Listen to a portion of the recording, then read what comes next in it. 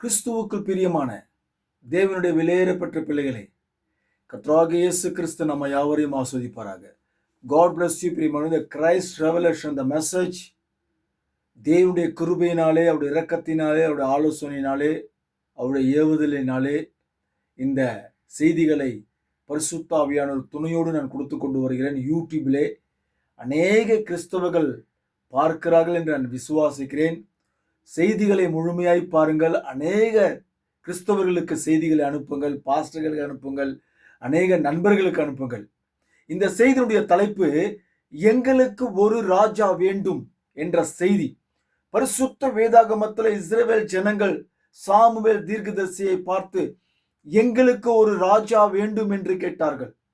அதை குறித்துதான் பரிசுத்த ஆவியானவர் துணையோடு கர்த்தர் பேசின வார்த்தைகளை என்னுடைய சொந்த வியாக்கியானம் இல்லாமல், என்னுடைய சொந்த ஆலோசனை இல்லாமல், பரிசுத்த ஆவியானவர் பேசியிருந்த வியாக்கியானங்களை, வெளிப்பாடுகளை, மறைப்பொருளை குறித்துதான் இந்த அடியன் பேச போகிறேன்.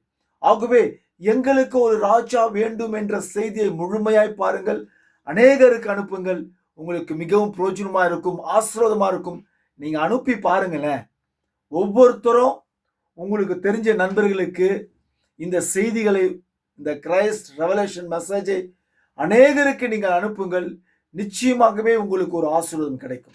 உண்மையா சொல்றேன், நீங்க பரப்பணுன்றதுக்காக சொல்ல வரல. ஏன்னா செய்திகளை இன்றைக்கு தெளிவாக, உண்மையாக, சத்தியத்தை சத்தியமாய் பேசாமல் இருக்கக்கூடிய 90% போதகர்கள் தான் இந்த உலகத்திலே, சென்னையில இருக்கிறார்கள், உலகம் முழுவதும் இருக்கிறார்கள் பாஸ்டர்கள். ஆனால் உண்மையும் உத்தமமாக சத்தியத்தை அறிவிக்க வேண்டும் மக்களுக்கு. இதுதான் சத்தியம், இப்படிதான் சொல்லுகிறது என்று சொல்லக்கூடிய ஒரு 10% உலகத்தில் இருக்கிறார்கள். அப்ப நீங்க பார்த்துக்கோங்க, உலகத்திலே சொல்றேனாக்கா அப்ப எத்தனை பேர் தமிழ்நாட்டில் இருக்கிறாங்க, சென்னையில் இருக்கிறாங்க எனக்கு தெரியாது. ஆகவே எங்களுக்கு ஒரு ராஜா வேண்டும் என்று இஸ்ரவேல் ஜனங்கள், தேவனுடைய ஜனங்கள், தேவனுடைய பிள்ளைகள், தேவன் வழிநடத்தின அந்த ஜனங்கள், தேவன் பராமரித்த அந்த ஜனங்கள், தேவன் பாதுகாத்த அந்த ஜனங்கள், தேவனால் ஆசீர்வதிக்கப்பட்ட அந்த ஜனங்கள், தேவன் வழிநடத்தின அந்த ஜனங்கள், தேவனுக்கு சொந்தமான ஜனங்கள். இப்படி நிறைய சொல்லிக்கினே போலாங்க. ஏன்னா தேவனுடைய ஜனங்கள் அவர்கள் இஸ்ரவேல் ஜனங்கள். அந்த இஸ்ரவேல் ஜனங்களை தேவன் வழிநடத்தி கொண்டு வந்தார். ஆனால் அந்த இஸ்ரவேல் ஜனங்கள் சாமுவேல் தீர்க்கதரிசியை தொந்தரவு படுத்தி, அவரை வறுப்படுத்தி, எங்களுக்கு ஒரு ராஜா வேண்டும் என்று அவர்கள் கேட்டுக்கொண்டார்கள். எதனால கேட்டாங்க, ஏன் கேட்டாங்க, இதெல்லாம் நீங்க முழுமையாய் நீங்க செய்தியை பார்த்தீங்கன்னாக்கா உங்களுக்கு தெரிய வரும். நான் வாசிக்கின்றேன், தயவு செய்து நீங்கள் முழுமையாய் நீங்கள் பாருங்கள். இந்த இஸ்ரவேல் ஜனங்கள் எப்படி சாமுவேல் தீர்க்கதரிசியினிடத்தில் எங்களுக்கு ஒரு ராஜா வேண்டும் என்று சொல்லி தேவ ராஜாவாயிருந்த அவரை, கிறிஸ்து ராஜாவாயிருந்த அவரை எதற்காக அவர்கள் தள்ளினார்கள் அந்த நாட்களிலே.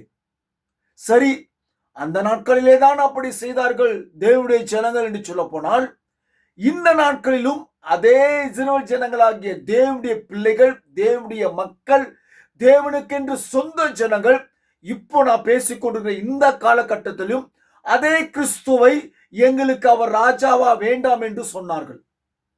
அதையும் உங்களுக்கு வேதத்தின் வழியா நான் உங்களுக்கு காண்பிக்கின்றீர்கள், பாருங்கள். சரி, 1 ராஜாக்கள் 8ஆம் அதிகாரம் நீங்கள் 6-7 வாசிங்க.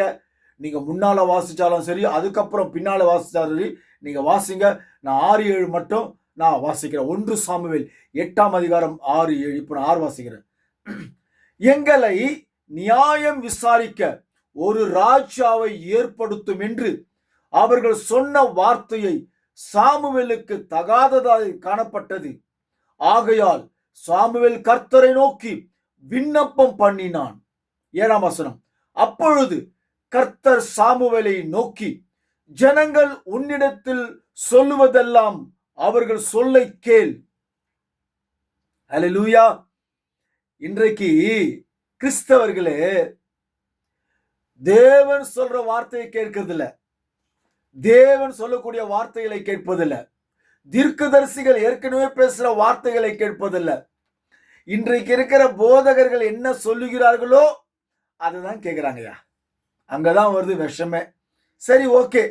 இப்ப இவங்க தேவன் சொல்றாரு தீர்க்கதரிசிகிட்ட, ஜனங்கள் என்ன சொல்லுகிறார்களோ அவர்கள் சொல்லுவதை கேள், அவர்கள் உன்னை தள்ளவில்லை. தீர்க்கதரிசி சாமுவேலே, அவர்கள் உன்னை தள்ளவில்லை. கர்த்தர் சொல்றாரு. ஏன்னா சாமுவேல் தீர்க்கதரிசி நினைச்சிட்டாரு, ஜனங்க என்ன தள்ளுறாங்க பாருயா, நான் ஜனங்களுக்கு என்னையா குறை வச்சேன், தேவனுடைய வார்த்தையெல்லாம் சொன்னேன், நல்லா பராமரிச்சேன்னு, நியாயமான நியாய திருப்பு தான் நான் சொல்லிட்டு வரேன்னு, ஜனங்கிட்ட எந்த ஒரு கொள்ளையும் அடிக்கலையே நானு அப்படின்னு உள்ளத்துல நினைக்கிறாரு. எதுக்காக என்ன தள்ளுறாங்க இவங்க, நான் எந்த தப்புமே செய்யலையே அப்படின்னு சாமுவேல் தீர்க்கதரிசி மனசுக்குள்ள நினைக்கிறாரு. ஆனா கர்த்தர் சொல்றாரு, சாமுவேல் தீர்க்கதரிசியே, அவர்கள் உன்னை தள்ளவில்லை. வேற என்ன சொல்றாரு, நான் அவர்களை ஆளாத படிக்கு என்னை தான் தள்ளினார்கள். இன்றைக்கும் இந்த உலகத்துல இன்றைக்கும் நாம் வசித்து கொண்டு வருகிற 2026 இப்பொழுதும் சரி, 26க்கு முன்னாடியும் சரி, 26க்கு இனிமேல் வரப்போற உலகத்திலும் சரி, கிறிஸ்தவ ஜனங்கள், தேவனை நேசிக்கிற கிறிஸ்தவ ஜனங்கள் இந்த கிறிஸ்துவை இன்றும் தள்ளி கொண்டுதான் இருக்கிறார்கள். நீ எங்களுக்கு ராஜாவா வேண்டாம் என்று சபையிலே தள்ளி கொண்டிருக்கிறார்கள். அவர் சபையில தள்ளின கர்த்தர் வெளியே நின்று கொண்டிருக்கிறார். ஆனா இங்க உள்ள கூவினுகிறாங்க, உள்ள தோத்திரம் பண்ணுகிறாங்க, உள்ள பிரசங்கம் பண்ணுகிறாங்க, உள்ள அவரை நோக்கி கூப்பிட்டுகிறாங்க. பாருங்க, பழைய ஏற்பாட்டு காலத்துல என்ன நடந்ததோ புதிய ஏற்பாட்டு காலத்திலும் அதுதான் நடக்குது. ஆக தேவன் சொல்றாரு, அவர்கள் உன்னை தள்ளவில்லை, என்னை தான் அவர்கள் தள்ளினார்கள் என்று அவர் சொல்றாரு. இதை குறித்து இந்த வில்லியம் மரியன் பிரென்னாம் தீர்க்கதரிசி சொல்றேன் இல்லையா, ஆனா அவர்கள் இன்றைய காலத்து உள்ள போதகர்கள், ரெவரண்ட்கள், ஐருக்கள், சாமியார்கள் இந்த வில்லியம் மரியன் பிரென்னாம் சொல்லக்கூடிய இந்த மகத்தான தேவனுடைய மனிதனை, தேவனுடைய தீர்க்கதரிசியை, தேவனுடைய குமாரனை சபையிலே இன்றைக்கு வெளிப்படுத்துவது கிடையாது. யாரு? போதகர்கள். ஏன் இன்றைய சபையிலே, இன்றைய கிறிஸ்தவ மக்கள் மத்தியிலே இவர்கள் இவரை புறங்கணிக்கின்றனர். எப்படி இஸ்ரவேல் ஜனங்கள் இந்த தேவனை புறங்கணித்தார்களோ அதே போல இந்த தீர்க்கதரிசியும் கூட இன்றைக்கு ஜனங்கள் புறங்கணிக்கின்றார்கள். ஏற்கனவே சாமுவேல் தீர்க்கதரிசியை ஜனங்கள் புறங்கணிக்கல. இப்போ வார்த்தை நான் உங்களுக்கு சொல்றேன், நீங்க பாருங்க, புறங்கணிக்கல, அது கர்த்தர் தான் சொல்றாரு. ஆனா இந்த தீர்க்கதரிசியை புறங்கணிக்கிறாங்க. ஆனா மனவாட்டியும் ஒன்று உண்டு இந்த உலகத்துல, அந்த மனவாட்டி மட்டும்தான் இந்த தீர்க்கதரிசியை புறங்கணிப்பது கிடையாது. இந்த தீர்க்கதரிசியை ஏற்றுக்கொண்டு இருக்கிறார்கள். இவர் இந்த உலகத்துல லவோதிக்கேயா சபை காலத்துல இவர் தான் தீர்க்கதரிசி என்று சொல்லிக் கொண்டிருக்கிறார்கள். அது உண்மை, நிஜம், எந்த ஒரு மாற்றமும் இல்லை. ஆனா இன்றைய சபையிலே இவரை புறங்கணிக்கிறார்கள். சரி, ஓகே, அது இருக்கட்டும். இப்ப பாருங்க, இந்த தீர்க்கதரிசி, இந்த வில்லியம் மரியன் பிரென்னாம் சொல்லக்கூடிய இந்த தீர்க்கதரிசியை இன்றைய சபை காலங்களிலே வெளிப்படுத்துவது கிடையாது. ஆனால் பரிசுத்த ஆவி துணையோடு உங்கள் மத்தியிலே என்னுடைய கிரைஸ்ட் ரெவலேஷன் மெசேஜ் மூலமாக இவரை உங்களிடத்தில் வெளிப்படுத்திக் கொண்டு வருகிறேன். தேவனுடைய விலையேறப்பெற்ற அருமை சகோதரனே, சகோதரியே, பெரியவர்களே, அருமை பாஸ்டர்களே, நான் சொல்லுவது சத்தியம். நான் கூறுவது கர்த்தர் சொல்லக்கூடிய காரியங்களை தான் உங்களிடத்தில் பேசிக்கொண்டு வருகிறேன். இந்த தீர்க்கதரிசி இவர் உண்மையான தீர்க்கதரிசி என்றும் தேவனுடைய மனிதன் என்றும் 1965 தான் இவர் மரித்தாரு. 1909 65 வரைக்கும் அதுக்கு இடைப்பட்ட காலங்களிலே இவர் பேசின பிரசங்கங்களை குறித்தான் நான் கொஞ்சம் எனக்கு கிடைத்த புத்தகத்தில் வாசித்து அது மிக அற்புதமான சத்தியமா இருக்கு அப்படின்னு உங்களுக்கு பேசிக்கொண்டு வருகிறேன். இப்பொழுது இந்த தீர்க்கதரிசி இந்த 1 சாமுவேல் 8ஆம் அதிகாரம் 6-7 அவர் என்ன பேசியிருக்கிறார்?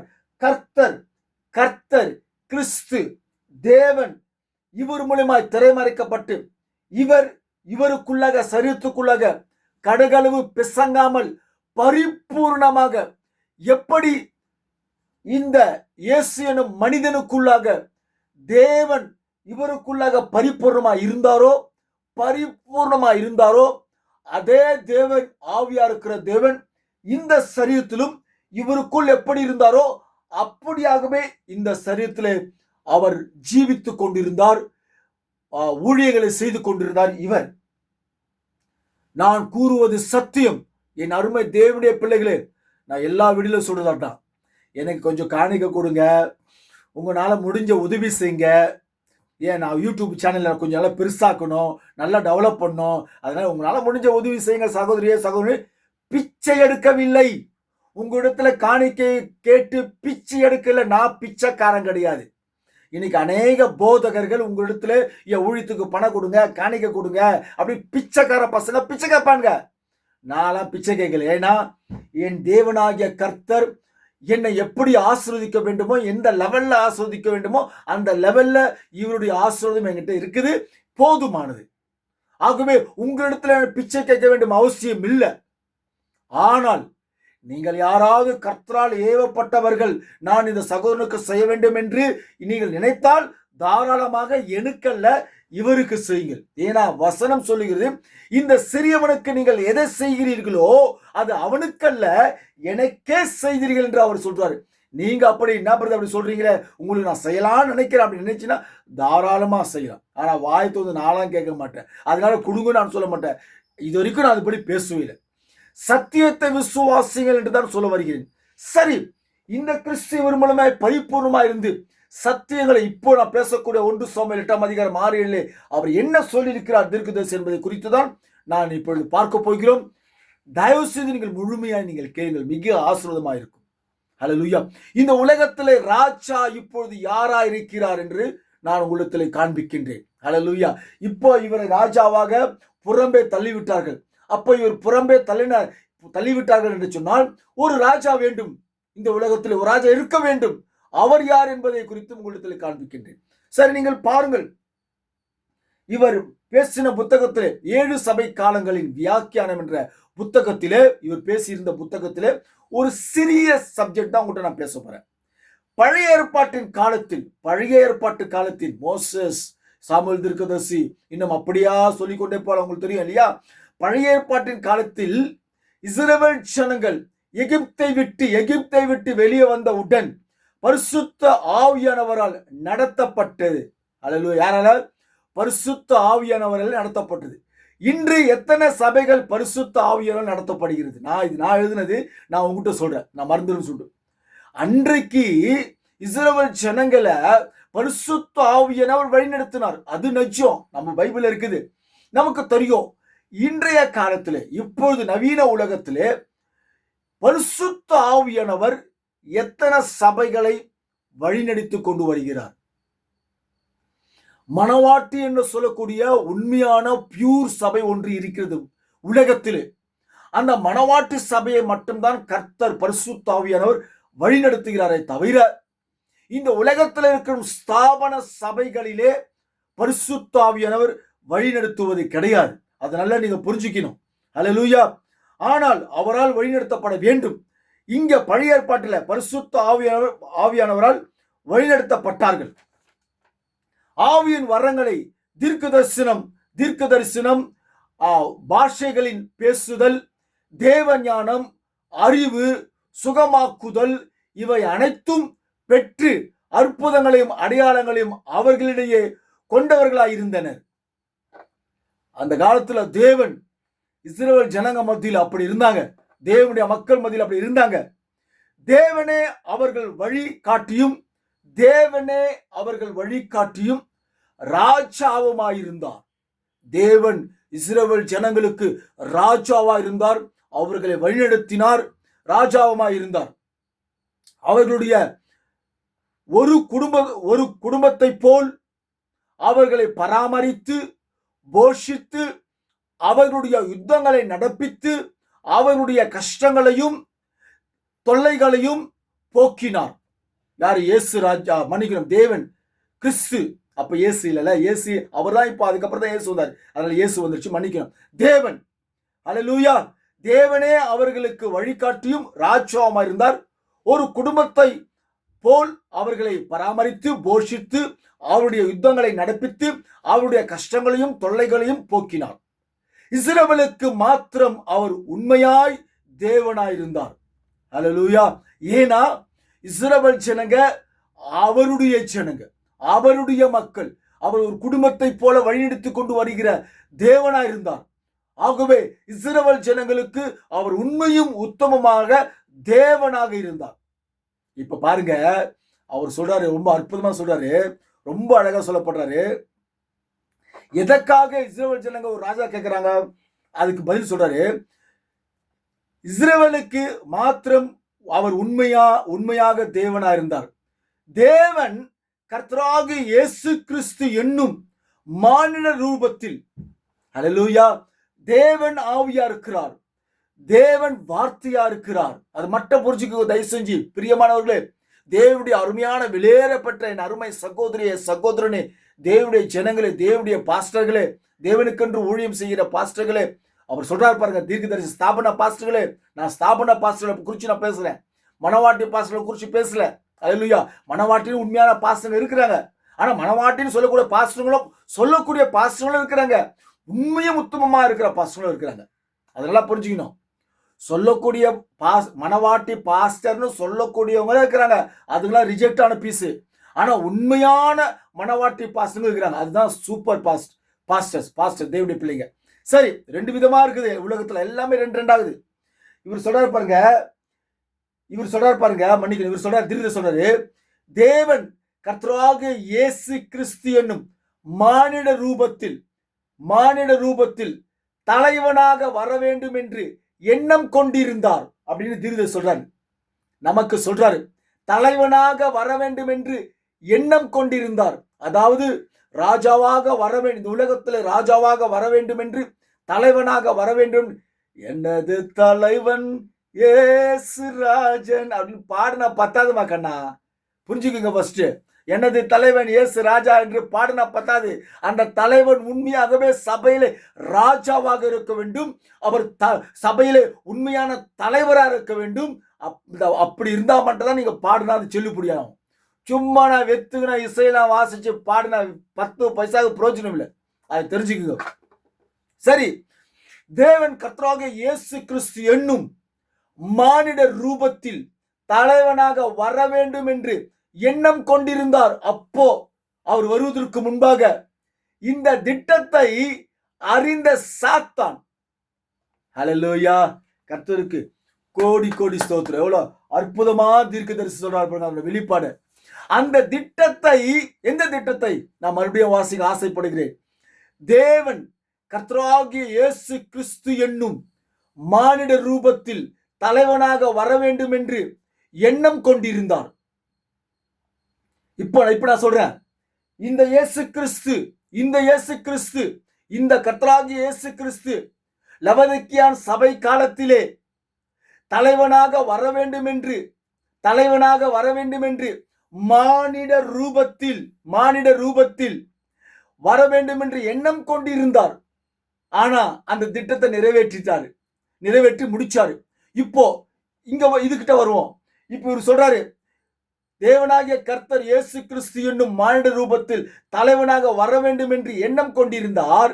இந்த திட்டத்தை அறிந்த சாத்தான் இது நிறைவேறுவதற்கு முன்பு மக்களுடைய இருதயங்களை இந்த திட்டம் நிறைவேறுவதற்கு முன்பாக இஸ்ரவேல் மக்களுடைய மனதை ஏவி அவர்களுடைய அவனுடைய திட்டத்தை உருவாக்கினான். சாத்தானுடைய திட்டத்தை உருவாக்கினான். அதாவது இயேசு கிறிஸ்து தலைவனா வருவதற்கு அவர் நியமித்திருந்தாரு. அந்த திட்டத்தை அவன் அறிந்து கொண்டான். தேவனுடைய விலையேறப்பட்ட பிள்ளைகளே, தேவனாகிய கர்த்தர் ஒவ்வொருவனுக்கும், ஒவ்வொரு சகோதரிக்கும், ஒவ்வொருவனுக்கும் ஒரு திட்டத்தை வைத்திருக்கிறார். அதை மறக்காதீங்க. இது உண்மை, இது சத்தியம். உங்களுடைய வாழ்க்கையிலே உனக்கு ஒரு திட்டத்தை கர்த்தர் நியமித்திருக்கிறார். அந்த கர்த்தர் நியமித்திருக்கிற அந்த திட்டத்தை சாத்தான் அறிந்து கொண்டிருக்கிறான். அதனால அந்த திட்டம் நிறைவேறக்கூடாது என்பதற்காக உங்களுக்கு பலவிதமான பிரச்சனைகளையும் பலவிதமான சோதனைகளையும் விசுவாச சோதனைகளை அதிகமாய் கொடுப்பான். ஏன்னா அந்த திட்டத்தை தடை செய்வதற்கு. நீங்க ஏதாயிலும் தவறா பேசிட்டீங்கன்னா கர்த்தராகிய இயேசு கிறிஸ்துவ, கர்த்தர் அதை செய்ய மாட்டார்னு அவர் அறிஞ்சிருக்கிறான் சாத்தான்.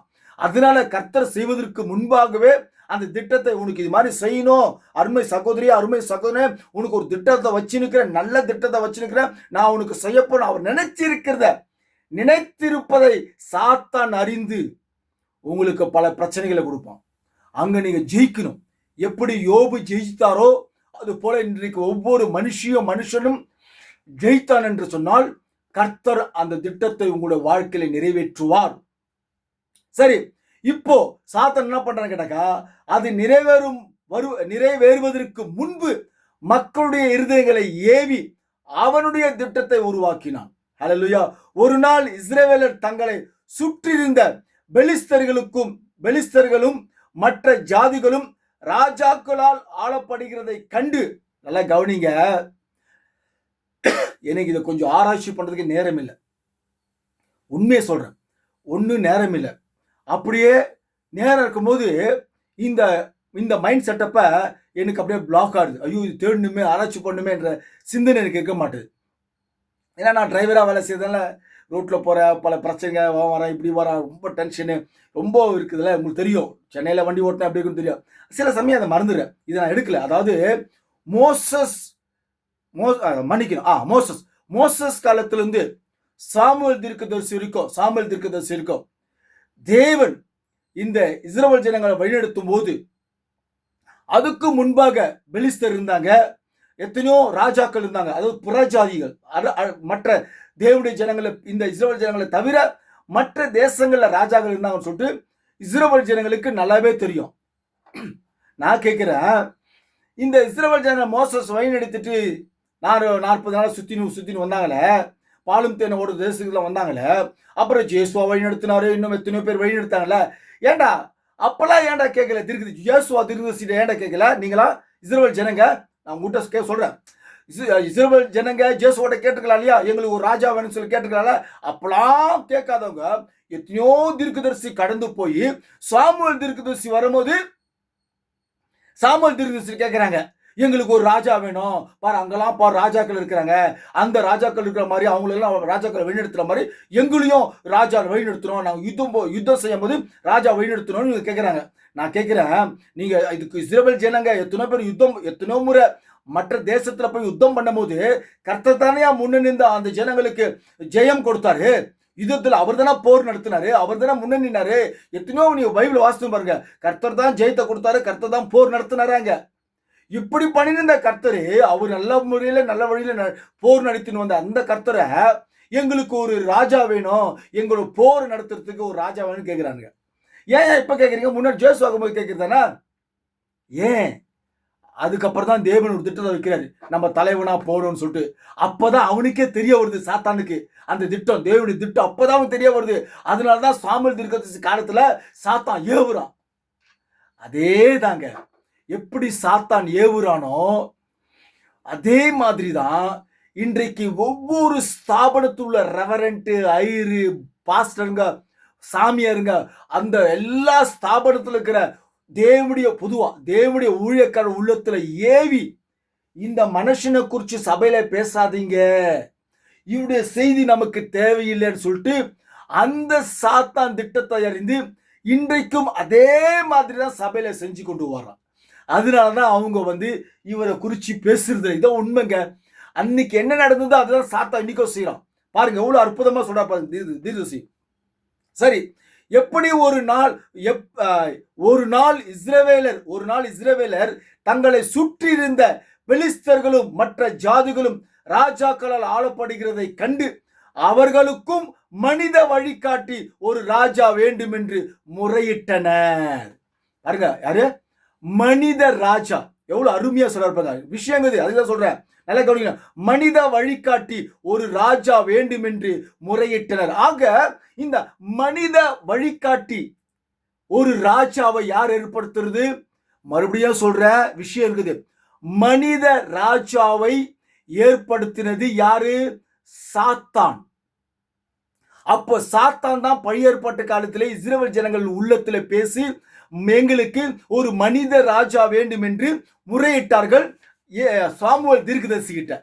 இஸ்ரவேல் ஜனங்கள் தங்களுக்கு ராஜா வேண்டும் என்று சாமுவேலுடன் முறையிட்ட போது அவனுடைய இருதயம் வெடித்தது போல் இருந்தது தோன்றிற்று. கர்த்தர் இவ்வளவு காலம் இந்த தீர்க்கதரிசியின் மூலமாய் அவர்களை வழிநடத்தி வந்தார். இவ்வாறு முறையிட்டதன் மூலம் சாமுவேல் அவர்களால்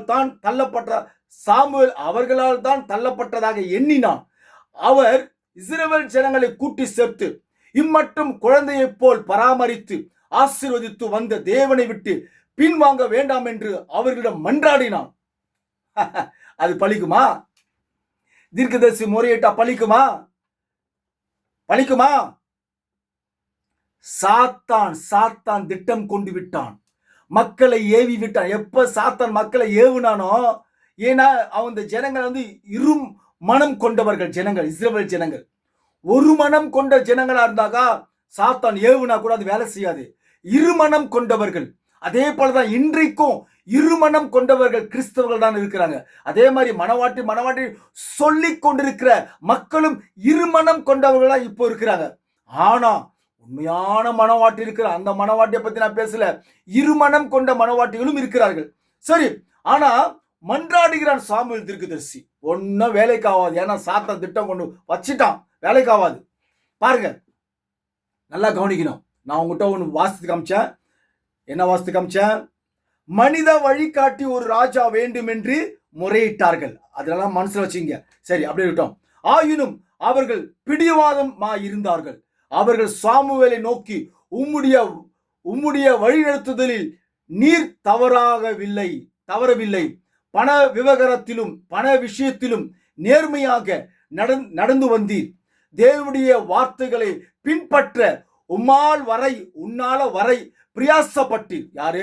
சாமுவேல் தீர்க்கதரிசி. பாருங்க, சாமுவேல் தீர்க்கதரிசி இஸ்ரவேல் ஜனங்களை எப்படி வழி நடத்தினார் என்று இஸ்ரவேல் ஜனங்க வாக்கு கொடுக்குறாங்க அந்த காலத்துல வேதத்தின் மூலியமாக. அதை நம்ம படிக்கும்போது நம்ம தெரிஞ்சுக்கணும்.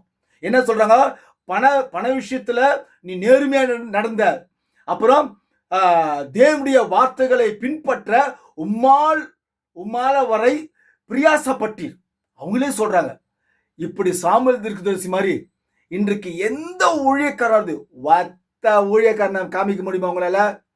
நான் கேட்கிற அருமை தேவனுடைய விலையேறப்பெற்ற என் அருமை சகோதரியே, அழகாக மேக்கப் போட்டு லிப்டிக் போட்டு உன் முகத்தை கவர்ச்சியாய் காமித்து கொண்டு வருகிற சபையிலே போய் கொண்டிருக்கிற என் அருமை சகோதரியே, சிந்திச்சு பாருமா. சாத்தான் உன்னை ஆட்கொண்டு இருக்கிற, அதை முதல்ல புரிஞ்சுக்கோ. இந்த மேக்கப், இந்த லிப்டிக் இதெல்லாம் போடாத. சாத்தான் உன்னை வழி நடத்துறான். தேவனுடைய மகளாய் பிரகாசமா இருக்க பாரு. உனக்குன்னு ஒரு கணவன் இருக்கிறான், உன்னை தேடி வந்து கொண்டிருக்கிறான். அவனுக்கு நீ பிரகாசமாயிரு. அவனுக்கு உண்மையா உத்தமமா இருக்க பாரு. தேவையில்லாம சாத்தான் கிட்ட போய் மாட்டிக்கின்னு சாத்தான் பேச்செல்லாம் நீ கேட்கலாமா? தப்பு இல்லையா? நீ தேவனுடைய பிள்ளையா இருந்து இப்படி செய்யலாமா? மகளே, தப்புமா. திருந்துமா கண்ணா. மகளே, தேவனுடைய பிள்ளைய திருந்து. புரியுதா? தேவனுடைய மகனே திருந்து. இங்க பாருங்க, அவ்வளவு பிரயாசப்பட்டார் சாமுவேல் தீர்க்கதரிசி. பண ஆசையே இல்லை. ஆனா இன்னைக்கு எத்தனை பாஸ்டர்களுக்கு பண ஆசைனால்தான் நீ ஊழியமே செய்யறாங்க. ஹல்லேலூயா. எவ்வளோ மக்கள் வரணும், எவ்வளோ சபை பெருக்கணும், அது வேணும், இது வேணும், அது வேணும், இது வேணும், இதுதான் சபையில சொல்லிக்கிட்டு இருக்கிறான். எல்லாமே திருட்டு பசங்களாகிறாங்க. இருமனம் கொண்ட மனவாட்டி பாஸ்டர் இருக்கிறாங்க. உண்மையான மனவாட்டி பாஸ்டர் ஊழியம் செய்யறான். அவனை குறிச்சு நான் தப்ப சொல்லல. ஹல்லேலூயா. பாஸ்டர் சொல்லிக்கொண்டு பணம் சொல்லி கொண்டு அவனை குறிச்சுதான் பேசுறேன். அவங்களாம் உண்மையான தேவனுடைய ஊழியக்காரங்களே கிடையாது. சாமுவேல் தீர்க்கதரிசி பாருங்க, அவர் என்ன சொன்னாரு பாருங்க. சரி, ஜனங்கள் வாக்கு கொடுக்கிறாங்க. உம்மால் ஆனவரை பிரயாசப்பட்டு தேவனுடைய வார்த்தை சொல்வதற்கு, தேவனுடைய அதிசயங்களையும் ஞானத்தையும் பாதுகாப்பையும் நாங்கள் விசுவாசித்து அவைகளுக்கு நன்றியாய் இருக்கிறோம். அவைகளில் இல்லாமல் நாங்கள் இருக்கவும் கூடாது. இப்படிலாம் சொல்றாங்க பாருங்க. இருக்கவும் கூடாது. யுத்தத்தில் எங்களை வழிநடத்த ஒரு ராஜா மாத்திரம் எங்களுக்கு வேண்டும். பாருங்க, யுத்தத்தில் வழிநடத்த எங்களுக்கு ஒரு ராஜா மாத்திரம் வேண்டும். வேண்டாம். இதுக்கு முன்னால இந்த ராஜா இருக்கிறார, கர்த்தராகிய தேவனே, அவர் தானே மோசஸ் காலத்திலிருந்து உங்களை ராஜாவா யுத்தத்துல வழிநடத்தினாரு. இப்ப மட்டும் ஏன்டா சாமுவேல் தீர்க்கதரிசிட்ட போய் கேக்குறீங்க, எங்களுக்கு ஒரு ராஜா வேணும், யுத்தத்துல மட்டும் வழிநடத்த எங்களுக்கு ராஜா வேணும், ஏன் கேக்குறீங்க? முன்னோர்கள் சொல்லலையா? உங்களுடைய முன்னோர்கள் சொல்லலையா? இல்ல, சொன்னாங்க, எல்லாமே சொன்னாங்க. ஆனா இவர் தலைவனாய் வர வேண்டும் என்று இந்த பூமியிலே, இவர் ராஜாவாய் வர வேண்டும் என்று இந்த பூமியிலே திட்டம் வைத்தார். அந்த திட்டத்தை அறிந்த சாத்தானு இஸ்ரவேல் ஜனங்களை ஏவுனா. உடனே அப்படியா, நீ ஒருத்துக்கு மேல நான் ஏற்படுத்திடுறேன் அந்த பூமியில ஒரு ராஜாவை சொல்லி இப்ப ஏற்படுத்தலாம் சாத்தான். பாருங்க. சரி, ஆயினும் எங்களை நடத்த எங்களில் ஒருவன் ராஜாவாக தேர்ந்தெடுக்க வேண்டும் என்று கூறினார்கள். கர்த்தர் சாமுவேலை நோக்கி, அவர்கள் உன்னை தள்ளவில்லை, நான் அவர்களை ஆளாதபடிக்கு என்னை தான் தள்ளினார்கள் என்றார். இஸ்ரவேலர் ஜனங்கள் உலகத்தினின்று வித்தியாசப்பட்டிருக்க வேண்டும் என்று தேவன் சித்தம் கொண்டிருந்தார். பாருங்க, தேவனுடைய சித்தம் என்ன தெரியுமா? இந்த உலகத்தில் இருக்கிற ஜனங்களெல்லாம் காட்டிலும் தேவனுடைய ஜனங்கள் எப்படி இருக்கணுமா? வேறுபட்டு வித்தியாசப்பட்டிருக்க வேண்டும் என்று தேவன் சித்தம் கொண்டிருந்தாராம். அதே தாங்க இந்த உலகத்திலே இவருடைய மனவாட்டி ஒன்று இருக்கும் என்று சொன்ன அந்த பூமியிலே உலகத்தில் உள்ள ஜனங்களை காட்டிலும் இந்த மனவாட்டியானவள் வித்தியாசப்பட்டிருக்க வேண்டும். சபையும் வித்தியாசப்பட்டிருக்கும், சபைகளும் சபை கூடாரங்களும் வித்தியாசப்பட்டிருக்கும், செய்திகளும் வித்தியாசப்பட்டிருக்கும். ஸ்தாபனத்துல செய்யறது போலவே, நான் ரொம்ப டீப்பா சொல்லல, ஏன்னா சொன்னா சில பேர் மனவாட்டி பிலிவர் மனவாட்டி விசுவாசிங்களா ஒரு மாதிரி கோச்சிக்குதுங்க, டுபாக்கு ஒரு விசுவாசிங்க. இப்ப அதுவே சொல்றேன், நம்ம செய்தியாளர்கள்லாம் பார்க்கறத மனவாட்டி சொல்லி கொண்டிருக்கிறாங்க, அது நிறைய பேர் நம்ம செய்தியை பார்க்கறது, அதை பத்தி கவலை இல்லை. ஓகே, ஆனா நல்லா கவனிங்க, வித்தியாசப்பட்டிருக்க வேண்டும். சரீர பிரமாண காரியத்திலும் தேவனுடைய கூடாரம் சொல்லக்கூடிய வழிநடத்துதலும் வித்தியாசப்பட்டிருக்கும். ஸ்தாபனங்கள் என்னென்ன செய்கிறதோ அதெல்லாம் மனவாட்டி கூடாரத்தில் மனவாட்டி சொல்லிக் கொண்டிருக்கிற அந்த பாஸ்டர்களும் அந்த விசுவாசிகளும் ஸ்தாபனத்து போலவே அவர்களும் செய்வார்கள் என்று சொன்னால் ஒரு வித்தியாசமும் இல்லம்மா போதகனே, ஒரு வித்தியாசமே இல்லை. சும்மா வெத்துனா அவரை குறிச்சு நீ பேசுற சந்தோஷம், மகிழ்ச்சி. ஆனா உலகத்தில் உள்ள ஸ்தாபனத்திலும் சபையிலும் மனவாட்டி சொல்லி கொண்டிருக்கிற கூடாரத்திலும் அவங்களுக்கும் உனக்கும் ஒரு வித்தியாசம் இருக்கணும். அவன் பிச்சை எடுக்கிறான், நீயும் பிச்சை எடுக்கிற, அவன் என்ன செய்யற நீயே செய்யற, ஒரு வித்தியாசமும் இல்லை. ஆனால் மனவாட்டி என்று ஒன்று சபை இருக்கிறது, எங்கேயோ இருக்கிறது. அந்த சபைக்குள்ள நீங்க போனீங்கன்னாக்கா ஸ்தாபன சபையை அதுவும் இந்த மனவாட்டி கூடாரம் சொல்லி கொண்டிருக்கிற அதுவும் நிறைய வித்தியாசங்கள் இருக்குது. இங்க அதுதான் சொல்றாரு தீர்க்கதரிசி அழகா, இஸ்ரவேல் ஜனங்கள் உலகத்தினின்று வித்தியாசப்பட்டிருக்க வேண்டும் என்று தேவன் சித்தம் கொண்டிருந்தார். உலகத்தார் ஜனங்க மேக்கப் போடுறாங்க, லிப்டிக் போடுறாங்க, டிசைனா சாரி போடுறாங்க, டிசைனா பல மினுக்குறாங்க, கவர்ச்சியா இருக்கிறாங்க. இன்னைக்கு மனவாட்டி அப்படி இருக்கலாமா? உலகத்தை நேசிக்கிறாங்க, உலகத்தை நேசிக்கிறாங்க, மனவாட்டியும் உலகத்தை நேசிக்கிறாங்க. அதை குறித்து என்ன பேசுறா நீங்க பாருங்க, இப்ப நான் காமிக்கிறேன். உலகத்தை நேசிக்க கூடாது, ஆனா உனக்கும் மனவாட்டி பிள்ளைகளுக்கும் அவனுக்கும் எந்த வித்தியாசமும் இல்லை. அதே போறாம, அதே பொச்சரிப்பு, அதே காண்டு, அதே ஜாலரா. எப்படி ஸ்தாபனத்தில் மூப்பர்கள் ஜாலரா அடிக்கிறாங்களோ இன்னைக்கு எல்லா சபை மனவாட்டி சபையிலையும் ஜாடுறாங்க. ஐயோயோயோப்பா சொல்லிக்கினே போலாங்க. ஆனா மனவாட்டி கூடாதுன்னு சொல்றாங்க, ஒரு வித்தியாசமே இல்லைங்க. ஆனால் கர்த்தர் தீர்க்கதரிசி சொல்றாரு, உலகத்தானுக்கும் உனக்கும் வித்தியாசம் இருக்க வேண்டும். ஆனா மனவாட்டி ஒன்று இருக்குது, அது வித்தியாசம் இருக்கும். சரி, நல்லா கவனிங்க. இன்னைக்கு நகை அணிவது, இன்னைக்கு என்ன பண்றாங்க, நகை அணிஞ்சுக்கிறாங்க. இன்னைக்கு மனவாட்டியில கூட நகையை போட்டுக்கிறாங்க. மனவாட்டியில ஒரே ஒத்த கமல் போட்டுக்கிற சும்மா பார்மாலிட்டிக்கு ஒரே ஒரு மூக்குத்தி போடுறாங்க. கல்யாணத்துக்கு எங்கன்னா போனா மூக்குத்தி கல்யாணம் போடுறது, அப்புறம் பொட்டு இல்லை சாரி அநேகமா பூ வைக்கிறாங்க. ஆனா நகையை அழிஞ்சிக்கிறாங்க, நகையை அழிஞ்சு பல மினிக்கின்னு போறாங்க. அப்ப உலகத்துக்கும் இருக்கிற மனிதனுக்கும் உனக்கும் ஒரு வித்தியாசமும் இல்லை. ஆனா தீர்க்கதரிசி சொல்றாரு, உலகத்தில் இருக்கிற மனிதனுக்கும் உனக்கும் வித்தியாசப்பட்டிருக்க வேண்டும் என்று அவர் எண்ணம் கொண்டிருக்கிறார், சித்தம் கொண்டிருக்கிறார் கர்த்தராகிய இயேசு கிறிஸ்து. இன்னைக்கு மனவாட்டி பிள்ளைங்களுக்கு அப்படி இருக்குதா? லேது. தேவனுடைய பிள்ளைகள் உலகத்தாரால் இல்லாதவர்களாய் இருக்க வேண்டும். உலக வழிகளில் செல்லாமல் உலகம் அவர்களுக்கு சிலுவையில் அறையப்பட்டிருக்க. ஹல்லேலூயா. பாருங்க, உலகம் இவர்களுக்கு, தேவனுடைய பிள்ளைகளுக்கு, தேவனுடைய மனவாட்டிகளுக்கு உலகம் இவர்களுக்கு சிலுவையில் அறையப்பட்டிருக்குதான். சிலுவையில் அறையப்பட்டிருக்க வேண்டும். அவர்களுக்கு சிலுவையில் அறையுண்டு இருக்க அவர்களும் உலகத்துக்கு சிலுவையில் அறையுண்டு இருக்க வேண்டும்.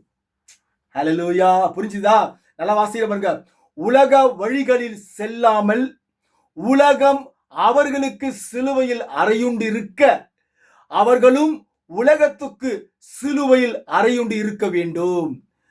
எவன் ஒருத்தர், எந்த சகோதரியோ சகோதரனோ எந்த பாஸ்டரோ உலகத்துல ஹல்லேலூயா உலகத்துக்கு சிலுவையில் அறையுண்டு இருக்கிறானோ அவன் மட்டும் தான் வித்தியாசப்பட்டு இருப்பான். மற்றபடி யாராலையும் வித்தியாசப்பட்டு இருக்க முடியாது. சும்மா வெத்துக்கு நான் சொல்லிக்கலாம். ஹல்லேலூயா. பாருங்க, இஸ்ரவேலர் பெற்றிருந்த தேவன் பிரசனம், இஸ்ரவேலர் பெற்றிருந்த தேவனின் பிரசனம் அவர்களை மற்ற ஜாதிகளில் நின்று வித்தியாசப்பட்டிருந்தது. அவரை அன்றி அவர்கள் மற்றவர்களைப் போல் சாதாரணமாவார்கள். சிம்சோனின் மயிர் கத்தரிக்கப்படும் போது அவன் பலம் இழந்த சாதாரண மனிதனானான். பார்த்தீங்களா? சிம்சோனின் பலம் வந்து, நான் மறுபடியும் வாசிக்கிறேன், இஸ்ரவேலர் பெற்றிருந்த தேவனின் பிரசனம். அப்ப இஸ்ரவேல் ஜனங்க தேவனுடைய பிரசன்னத்தை பெற்றிருந்தாங்க. அவர்களை மற்ற ஜாதிகளில் நின்று வித்தியாசப்படுத்தியதா? எப்படி? மற்ற ஜாதிகளில் நின்று வித்தியாசப்படுத்தியது.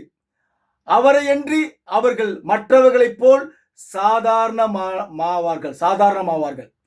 எப்படின்னாக்கா, இப்போ சிம்சோனை குறித்து சொல்றாரு, அவனுடைய பலம் இழந்த சாதாரண மனிதனானான் சிம்சோன், இல்லையா? அதுக்கு இப்போ சொல்ற பாருங்க, அவ்வாறு பரிசுத்த ஆவியின் வழிநடத்துதலை புறங்கணித்த சபையும், ஹல்லேலூயா, பரிசுத்த ஆவியின் வழிநடத்துதலை புறங்கணித்த சபையும் தேவனுடைய நாமம் பெயரளவில் காணப்படும் தேவனுடைய நாமம். ஏன்னாக்கா அவங்க பரிசுத்த ஆவியின் வழிநடத்துதலை புறங்கணிச்சிட்டாங்க. அதனால அவங்க வந்து என்ன பண்றாங்க, சும்மா ஒரு பெயரளவில் காணப்படுகின்ற சபையா இருக்கிறது. உலகம் மற்றும் யாக்கோப்பு ஏசா ஒரு வயிற்றில் தோன்றியது போன்று சபையும் உலகமும் ஒன்றாயிருக்கிறது. ஆவியில் பரிசுத்த ஆவியின் பிரசனம் இவ்விரண்டையும் வித்தியாசப்படும். ஹல்லேலூயா. வித்தியாசப்படுத்தும். பார்த்தீங்களா? என்னது? யாக்கோப்பும் ஏசாவும் ஒரு தாயின் வயிற்றில் தான் பிறந்தாங்க. ஆனா அந்த ஒரு தாயின் வயிற்றில் பெற்றெடுத்த அந்த பிள்ளைகளை வித்தியாசப்படுத்தியது. அதே போலதான் சபையும் உலகமும் ஒன்றாயிருக்கிறது. ஆனால் பரிசுத்த ஆவியின் பிரசனம் இவ்விரண்டையும் வித்தியாசப்படுத்தும். கிறிஸ்தவன் என்று அழைத்து கொள்ளுகிறவனிடத்தில் கிறிஸ்துவின் ஆவி இல்லாவிட்டால் அவன் உண்மையான கிறிஸ்தவன் அல்ல. கிறிஸ்துவின் ஆவி இல்லாதவன் அவருடையவன் அல்ல என்று வேத வாக்கியம் திட்டமாய் சொல்கிறது. எந்த ஸ்தாபனத்தையும் சேர்ந்தவனும் பரிசுத்த ஆவியை பெறாவிட்டால் அவன் அழிந்து போவான். ஹல்லேலூயா. அவன் அழிந்து போவான். பரிசுத்த ஆவி பெறாவிட்டால், எந்த சபையும் பரிசுத்த ஆவி பெறாவிட்டால் அவன் அழிந்து போவான் என்று மிக அழகாய் சொல்லப்படுகிறது. ஆக இந்த இஸ்ரவேல் ஜனங்க புறங்கணிச்சாங்க. யார்? தேவனை சாத்தான் ஏவுனா, அதனால புறங்கணிச்சாங்க. சரி, இந்த தேவன் நான் தலைவனாக வர வேண்டும் என்று திட்டம் கொண்டிருந்தார், ராஜாவை வர வேண்டும் திட்டம் கொண்டிருந்தார். ஐயோ, இஸ்ரவேல் ஜனங்க அதுக்குள்ளேயே முந்தி ஒரு மனித ராஜாவை ஏற்படுத்திக்கினாங்க. அதனால நம்ம போவேனா அப்படின்னு முடிவு பண்ணிட்டாரா? இல்லவே இல்லை. அவர் திட்டம் கொண்டார் என்று சொன்னால் அந்த திட்டத்தை நிறைவேற்றாமல் போக மாட்டார்.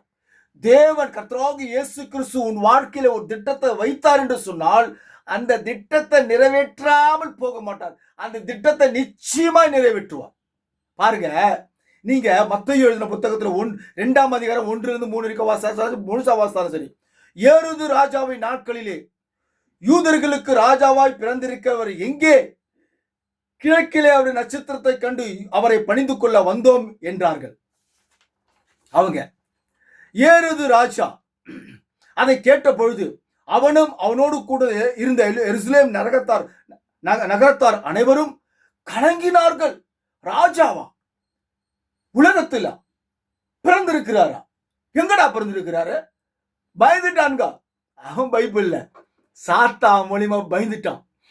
என்னடா நம்ம ஒரு திட்டம் வச்சோம், இஸ்ரவேல் ஜனங்களை மக்களை ஏவி விட்டோம், மனித ராஜா வேணும்னு ஏவி விட்டோம், அவனும் ஏற்படுத்தினாங்க ஜனங்க. அப்புறம் பார்த்தா இவன் வரமாட்டான்னு பார்த்தாக்கா ராஜா வந்துட்டாரா? எனக்கு தெரியாம எப்படா வந்தான் ராஜா? இவர் குழந்தையா பிறந்துட்டாரு. அல்லேலூயா. தேவன் ஆவியா இருக்கிற தேவன், வார்த்தையா இருக்கிற தேவன், மரியாளின் வயிற்றிலே அவரே உருவாக்கி இணை சேர்க்கை இல்லாமல் ஆணும் பெண்ணும் இணையாமல் மரியாளை தெரிந்து கொண்டு, பரிசுத்தமுள்ள மரியாளை தெரிந்து கொண்டு, தேவனால் தெரிந்து கொள்ளப்பட்ட அந்த பரிசுத்தமான மரியாள்னா அந்த மரியாளுக்கு எந்த ஒரு இச்ச பாசக பாவங்க ஒண்ணுமே இல்லை. தேவன் தெரிஞ்சுக்கினாரு, அந்த சரீரத்தை பரிசுத்தப்படுத்தி ஆவியா இருக்கிற தேவன், வார்த்தையா இருக்கிறவன், அந்த வார்த்தையானவர் மரியாதை வயிற்றில உருவாக்குறாரு, ஒரு கருவை உருவாக்குறாரு, அவர் ரத்தத்தை உருவாக்குறாரு, சத நரம்பு கிரும்பு எல்லாம் உருவாக்குறாரு. அந்த குழந்தை வந்துருச்சு. உடனே அந்த யூதருக்கு ராஜாவா பிறந்திருக்கிற எனக்கு இது ரொம்ப பெரிய ரகசியம், அதெல்லாம் சுருக்கமா சொல்றேன். ஒன்னு அவங்க கேட்கறாங்க, யூத ராஜா கிட்டே போய் கேட்கறாங்க, ஏரோது ராஜா கிட்டே போய் கேட்கறாங்க. சாத்தா அவங்க மூலியமா பயந்துட்டான். ராஜாவா? எங்கடா பிறந்திருக்கிறான்? எப்படா பிறந்திருக்கிறான்? எந்த ஊரடா பிறந்திருக்கிறான்? எப்படி அவங்களுக்கு தெரியும் அப்படின்னு பயப்படுறான் சாத்தான். ஏரோது ராஜா இல்லம்மா, சாத்தான் திட்டம் கொண்டான. இந்த திட்டத்தை மிஸ் பண்ணிட்டான், வரமாட்டாருன்னு அவர் வந்துட்டாரு. இப்போ அவன் பார்த்தான், அப்படியா அப்படின்னு சொல்லி அந்த ராஜாவும் பெருசாகி அநேக அற்புதங்களை செஞ்சாங்க, எல்லாமே பண்ணாங்க. உடனே பிசாசு பார்த்தான். உடனே என்ன பண்ணான்? போதகர்கள், ரெவரண்ட்டுகள், பிஷப்புகள், பாஸ்டர்கள், ஐயர்கள் மூலமா ஏவுனான். அதே சாத்தான் இஸ்ரவேல் ஜனங்கள் மக்களை எப்படி ஏவுனானோ, மறுபடியும் அதே சாத்தான் போதகர்கள் மத்தியில, மக்கள் மத்தியில ஏவி, அந்த ராஜா நமக்கு வேண்டாம், அவன் அநேக தவறுகளை செஞ்சான், அவன் குற்றம் உள்ளவன், அவன் பாவியவன், சிலுவையை அறைய வேண்டும், அவனை நமக்கு அந்த ராஜா வேண்டாம் என்று முறையிடுறாங்க பிளாத்துக்கிட்ட. பாத்தீங்களா? பிசாசு விட்டானா மறுபடியும், உன்னை விட மாட்டேன்டா, நீ ராஜாவாடியா நீ அப்படின்னு சொல்லிட்டு அங்குள்ள மக்கள் மத்தியில் ஏவி மறுபடியுமாக இந்த சாத்தான் மக்கள் மூலமா புறங்கணிக்கிறான் இந்த ராஜாவை. ஹல்லேலூயா. பாருங்க, பிலாத்து அவரை நோக்கி, அப்படியானால் யோவான் 18ஆம் அதிகாரம் 37, 36, 35, 30 அப்படியே கீழே மேல வாசிங்க, நான் தேவானதை மட்டும் வாசிக்கிறேன். பிலாத்து அவரை நோக்கி, அப்படியானால் நீ ராஜாவோ என்றான். இயேசு பிரயுத்தரமாக, நீர் சொல்கிறபடி நான் ராஜா தான். சத்தியத்தை குறித்தும் சாட்சியம் கொடுக்க நான் பிறந்தேன். இதற்காகவே இந்த உலகத்தில் வந்தேன். சத்தியவான் எவனும் என் சத்தத்தை கேட்கிறான் என்றார். ஹல்லேலூயா. பாருங்க, சத்தியவான் எவனும் என் சத்தத்தை கேட்கிறான் என்றார். சத்தியவான் எவனும், தேவனுடைய சத்தியவான் எவனும் கிரைஸ்ட் ரெவலேஷன் மெசேஜை நிச்சயமா முழுசா கேட்பான். அவன் சத்தியவானா இருந்தா மட்டும் தான் கேட்பான், ஒழிய மற்றபடி கேட்கவே மாட்டான். சரி, அப்போ நீ ராஜாவா அப்படின்னு கேட்கிறார் பிலாத்து. நீர் சொல்லுகிறபடி, நான் ராஜான்னு அவர் வாய் வந்து சொல்ல, நீர் சொல்லுகிறபடி அப்படின்னு அவர் பிலாத்து ராஜாவை பயந்துட்டாரு. பாருங்க எவ்வளவு அற்புதமான தேவன். கர்த்தராகிய இயேசு கிறிஸ்து மானிட ரூபத்தில் தலைவனாக ராஜாவாக வர வேண்டும் என்று எண்ணம் கொண்டிருந்தார். இந்த திட்டத்தை அறிந்த சாத்தான் அதை நிறைவேறுவதற்கு முன்பு மக்களுடைய இருதயங்களை ஏவி அவனுடைய திட்டத்தை உருவாக்கினான். பழைய ஏற்பாட்டு காலத்துல, இப்பவும் புதிய ஏற்பாட்டு காலத்திலையும் மக்கள் மனசுல ஏவி விடுறோம். மத்தேயு 27:20 பாருங்க, பரபாச விடுவிக்க கூறி இயேசுவை கொலை செய்யவும் பிரதான ஆசாரியரும் மூப்பரும் ஜனங்களை ஏவி விட்டார்கள். பாத்தீங்களா? ஜனங்களை ஏவி விடுறாங்க. ஜனங்களை போ, நீ இது மாதிரி ஜனங்களை ஏவி விட்டு அவனை கொலை செய் அப்படின்னு சொல்லிட்டு. பாருங்க, வேதம் சொல்லு லேட்டான தயவுசெய்து பாருங்க, அவங்க சத்தியவான் தான் இதெல்லாம் கேட்பான். நீங்க யோவான் 18:36 பாருங்க, நல்லா கவனிக்கணும். இயேசு கிறிஸ்து உலகத்திலே அவர் ராஜாவா இருக்காதபடி புறம்பே தள்ளினார்கள். யார் தள்ளினது? மறுபடியும் வாசிக்கிறேன். ஆசாரியரும் பிரதான ஆசாரியர்கள், மூப்பர்கள், பிரதான ஆசாரியர், ரெவரண்ட், ஐரு, பிஷப்பு, போப்பு, இப்ப இன்னைக்கு பாஸ்டருங்க, பைபிள் காலத்தில் படிச்சுட்டு வந்த ரெவரண்ட் பாஸ்டருங்க, டிகிரி படிச்சுட்டு வந்த ரெவரண்ட் பாஸ்டருங்க, அவனா இன்னைக்கு சபையில இயேசு ராஜா வேணும்னு புறமே தள்ளிட்டானுங்க. ஆனா இப்போ இந்த உலகத்துல இயேசு ராஜாவா இருக்கிறாரா? கேளுங்க, யோவான் 18:36 பாருங்க. இயேசு பிரதியுத்தரமாக, என் ராஜ்யம் இவ்வுலகத்துக்குரியதல்ல. அவர் சொல்லிட்டாருங்க, இந்த ராஜ்யம் என்னுடைய இயேசு என் ராஜ்யம் இவ்வுலகத்துக்குரியதல்ல, அவருடைய ராஜ்யம் இல்லை. இப்போ இது தானியேல் 2:21 வாசிக்கிறேன். ராஜாக்களை தள்ளி ராஜாக்களை ஏற்படுத்துகிறவர் அவர். பழைய ஏற்பாட்டு காலத்துல ராஜாக்களை தள்ளி ராஜாக்களை ஏன் தள்ளுறாரு? தேவனுக்கு விரோதமா ஒரு காரியத்தை செஞ்சா கூட தேவன் அவனை உடனே தள்ளிட்டு மறு ராஜாவை ஏற்படுத்துறாரு பழைய ஏற்பாட்டு காலத்துல. இப்போ ராஜாவா இருக்கிறாங்க. இப்போ ராஜா இல்ல, அதாவது பிரதமர், முதலமைச்சர், இப்படி நம்ம சொல்லிக்கலாம். இந்தியாவிலேயும் சரி, மற்ற எல்லா நாடுகளையும் சரி, இவங்களையெல்லாம் இந்த கர்த்தராகிய தேவன் தான் ஏற்படுத்துறாரா? உங்களை நான் கேட்கிறேன். நீங்களா ஆமாங்க, அதுக்கு வசனம் எல்லாம் காமிங்க, அந்த வசனம் எல்லாம் எனக்கும் தெரியும், புரியுதுங்களா? அப்போ இவர் சொல்லு, இப்போ இவர் தான் ஏற்படுத்துறாரா?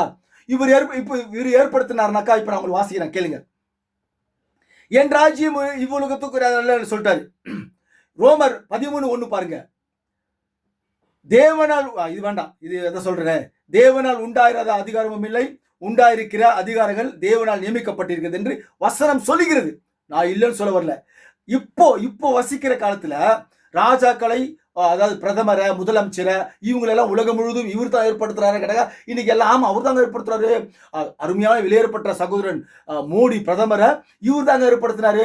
இன்னைக்கு தமிழ்நாட்டை ஆண்டு கொண்டுகிற விஜய் ஜோசப் முதலமைச்சர், அந்த சகோதரனை இவர் தாங்க ஏற்படுத்தினாரு அப்படின்னு சொல்லுவாங்க. சத்திய மரியாதை மக்கள் சொல்றாங்க. Okay, right. பாருங்க, யோவான் 5:19 பாருங்க. நாம் தேவனால் உண்டாயிருக்கிறோம் என்று உலகம் முழுவதும் பொல்லாங்குக்குள் பிசாசுக்குள் கிடக்கிறது என்றும் அறிந்திருக்கிறோம். உலகம் முழுவதும் பிசாசுக்குள் முழுகியிருக்கிறது. 2 கொரிந்தியர் 4:4 பாருங்க. இப்பிரபஞ்சத்தின் தேவனானவன் யாரு?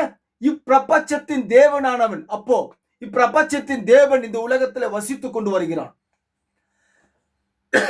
இந்த இயேசுவாகிய தேவனை புறங்கணிச்சிட்டாங்க. ஆனா இப்பிரபஞ்சத்தின் தேவனை எவனுமே புறங்கணிக்கல. பாருங்க, ஒரு சில வசனங்களை உங்களுக்கு காண்பிக்கிறேன். நீங்க லூக்கா 4:5-7 வரைக்கும் வாசித்து பாருங்க. இயேசு கிறிஸ்துவ உயர்ந்த மலைக்கு கொண்டு போயிட்டான். உயர்ந்த மலை மேல கொண்டு போயிட்டு அவரை நோக்கி, இவைகள் எல்லாவற்றிலும் உள்ள அதிகாரத்தையும் இவைகளின் மகிமையும் உமக்கு தருகிறேன், இவைகள் எனக்கு ஒப்பு கொடுக்கப்பட்டிருக்கிறது. பார், சும்மா இங்க வந்து கட பண்ணுகாத. இது பெரிய ரகசியம், வெளிப்பாடு, மறைப்பொருள் இருக்குது. இருந்தாலும் இப்போ உங்களுக்கு சொல்ற, ஜெனரலா சொல்றேன். அவன் சொல்றான், இவைகள் எனக்கு ஒப்பு கொடுக்கப்பட்டிருக்கிறது. எனக்கு கவனிக்கணும், இங்கதான் விஷயம். எனக்கு இஷ்டமானவனுக்கு இவைகளை தருகிறேன் இந்த உலகத்தை. சாத்தான் சொல்றான், எனக்கு இஷ்டமானவனுக்கு இந்த உலகத்தை ஆட்சி செய்ய நான் தருகிறேன். இப்போ சாத்தான் இஷ்டம் கொண்டான். விஜய் ஜோசப் சகோதரனை, அருமையான கிறிஸ்துவ சகோதரனை, அவனை முதலமைச்சராக வைப்பதற்காக சாத்தான் இஷ்டம் கொண்டான். அவன் என்ன சொல்றான், எனக்கு இஷ்டமானவனுக்கு இந்த தமிழ்நாட்டை நான் கொடுக்கிறேன் அப்படின்னு சாத்தான் திட்டம் கொண்டான். கண்ணுங்களா, இவர் திட்டம் கொள்ளமா? கண்ணுங்களா, இவர் திட்டம் கொண்டிருந்தா ஆட்சி வேற மாதிரி இருக்கும். இவர் திட்டம் கொண்டிருந்தா அந்த விஜய் ஜோசப் சகோதரன், கிறிஸ்டின் சகோதரன், புறஜாதி கோவில்ல போயிட்டு அங்க போயிட்டு தேங்காய் ஒடிக்க மாட்டாரு, மாலை போட மாட்டாரு, விபூதி போட மாட்டாரு, இப்போ ஒரு பொட்டு வச்சுக்கிறாரு, இப்படிலாம் செய்ய மாட்டாரு. இப்போ உலகப்பிரமாண மனிதர்கள் புறஜாதி தெய்வங்களை ஆராதித்து கொண்டு வருகிற அந்த கோவிலுக்கெல்லாம் போறாரு சொன்னாக்கா, யார் ஏற்படுத்தினது? இந்த உலகத்தை ஆட்சி செய்து கொண்டு வருகிற, இந்த உலகத்தில் தலைவனா இருக்கிற, தற்காலிக ராஜாவா இருக்கிற பிசாசானவன், இப்பிரபஞ்சத்தின் தேவனானவன் தான் இந்த தமிழ்நாட்டை அருமையான சகோதரன் விஜய் ஜோசப் கிட்ட கொடுத்திருக்கிறான்.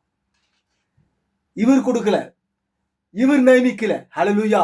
இவர் நியமிச்சிருந்தா, அவர் வைத்திருந்தாக்கா இந்த தமிழ்நாடே செழிப்பா இருந்திருக்கும், வேற மாதிரி இருக்கும்.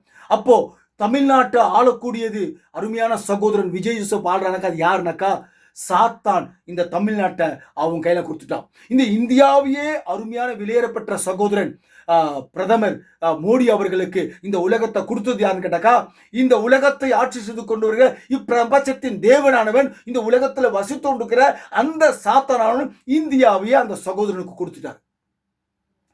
ஆனா இந்த மக்கள் மொத்த பெருமை, கிறிஸ்துவ மக்கள் மொத்த பெருமை இந்த ராஜாவை தள்ளிவிட்டார்கள். கிறிஸ்தவர்களே இந்த ராஜாவை தள்ளிவிட்டார்கள். சரியா, உலகத்துல தாயா தள்ளினான்னு பார்த்தாக்கா சபையை விட்டே தள்ளி விட்டார்கள் இவரை. ஹல்லேலூயா, சபையை விட்டே தள்ளிட்டாங்க இவர. அப்போ சபையில தோத்திரம் பண்ணுகிறா, பாட்டு பண்ணுகிற எல்லாமே பண்ண யாரு என்னாங்க? வசனம் சொல்லுது, நல்லா பாருங்க தயவு செஞ்சு. வெளிப்படுத்தின புத்தகத்துல சொல்லப்படுகிறது, அவர் உன் வீட்டின் வாசற்படியிலே நின்று கொண்டு உன் கதவை தட்டி கொண்டிருக்கிறார். ஹல்லேலூயா. வெளிப்படுத்தின புத்தகம் 3:20 சொல்லி, இதோ வாசற்படியிலே நின்று தட்டி கொண்டிருக்கிறார். ஒருவேளை என் சத்தத்தை கேட்டு கதவை திறந்தால் அதோட முடிச்சிட ஒருத்தனுமே திறக்கல. மணவாட்டி சொல்லி கொண்டிருக்கிற 110 பேர் திறந்தாங்க. அந்த மணவாட்டிக்குள்ள இவர் வாசம் செய்கிறாரு. 90 பேரும் இப்பிரபஞ்சத்தின் தேவனானவன் ஆளுகை செய்து கொண்டு தற்காலிக ஆளுகை செய்து கொண்டிருக்கிற அவன் தான் வாசம் செய்கிறான். ஆகவே இஸ்ரவேல் ஜனங்கள் எப்படி எங்களுக்கு ஒரு ராஜா வேண்டும் என்று கேட்டு தேவன் ராஜாவா இராதபடிக்கு அவரை தள்ளினார்களோ, இன்றைக்கும் இப்போ வாழ்ந்து கொண்டிருக்கிற நவீன உலகத்திலும் தேவனாகிய இயேசு கிறிஸ்துவை எங்களுக்கு அந்த ராஜா வேண்டாம் என்று சபையை விட்டும் இந்த உலகத்தில் ஆட்சி செய்யாதபடிக்கு அவரை விட்டும் மீண்டுமாக சாத்தான் மக்கள் மனசை ஏவி இவரை தள்ளிவிட்டார்கள். இன்று இந்தியாவையும் தமிழ்நாட்டையும் ஒவ்வொரு இடத்தையும் கேரளா மாநிலம் எல்லாத்தையும் ஆட்சி செய்கிற அந்த சகோதரர்கள் யாருடைய ஆட்கள் என்று சொன்னால், இப்பிரபஞ்சத்தின் தேவன் ஒருத்தங்கிறான், அவனுடைய ஆட்களாக தான் அவர்கள் இருக்கிறார்கள். ஆகவே என் அருமை சகோதரியே சகோதரனே, கிறிஸ்து உங்கள் உள்ளத்திலே ராஜாவாய் வர வேண்டும் என்பதுதான் என்னுடைய ஆசை. கர்த்தர் உங்களையும் அடியனையும் அந்த ராஜாதி ராஜன் இயேசு ராஜன் ஆசீர்வதிப்பாராக. God bless you. எனது தலைவன் இயேசு ராஜன் என்று வாய் வழியாய் பாடினால் மட்டும் போதாது. உண்மையிலே அந்த ராஜா நம் குடும்பத்தை, நம் சபையை அவர் வழிநடத்த வேண்டும், ஆட்சி செய்ய வேண்டும், ஆளுகை செய்ய வேண்டும். புரியுதா? God bless you. கர்த்தர் உங்களையும் என்னையும் ஆஸ்வதிக்கட்டும். God bless you.